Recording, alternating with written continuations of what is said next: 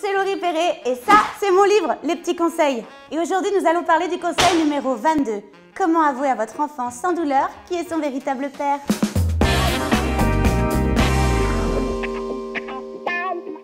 Nous adorons les faire rêver tout en nous sentant ignobles de leur faire croire de telles inepties. Voici tout le paradoxe maternel. Et parfois, certains mensonges nous rattrapent. Comme la fois où je lui avais fait croire que son oncle avait dormi à la maison parce qu'on faisait une petite fête et c'est vrai qu'on avait fait beaucoup de bruit dans la chambre. Comme le jour où parce que les questions deviennent trop fréquentes ou trop techniques, vous savez qu'il est grand temps pour vous comme pour lui que votre enfant cesse de croire que son géniteur n'est autre que Mike Horn. Ou un autre. Moi j'avais pris Mike Horn parce qu'il est pour moi le plus sexy, le plus héroïque des pères absents. Enfin pour mon enfant j'entends, parce que pour les siens, j'en ai rien à foutre.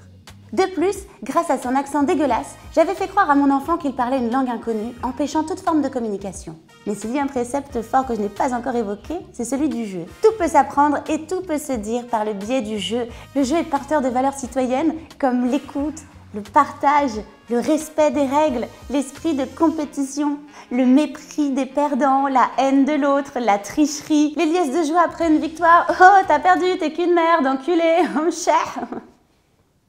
L'idée est donc de détourner des jeux de société bien connus pour servir votre cause et ainsi aborder des sujets de manière ludique. Prenez le temps, un dimanche après-midi pluvieux, de remanier le célèbre jeu du qui est-ce en y intégrant la photo du géniteur à la place de celle de Bill. En même temps, Bill ne va manquer à personne, on aurait dit un pédophile texan. Une manière ludique de découvrir qu'il porte une moustache et un bracelet électronique et que, bravo, c'est Andy le plombier. Alors je vous donne l'exemple du qui est-ce, mais ça peut marcher avec plein d'autres jeux. Le jeu de cette famille, le puzzle, le Cluedo. Après, ce qui est emmerdant avec le Cluedo, c'est que vous allez devoir vous justifier dans quelle pièce et à l'aide de quel accessoire. Et alors, vu sous cet angle, vous n'avez pas hâte qu'il pleuve et qu'on soit dimanche? À bientôt pour de nouveaux conseils et n'oubliez pas que parfois, la meilleure solution n'est rien d'autre qu'une question de bon sens.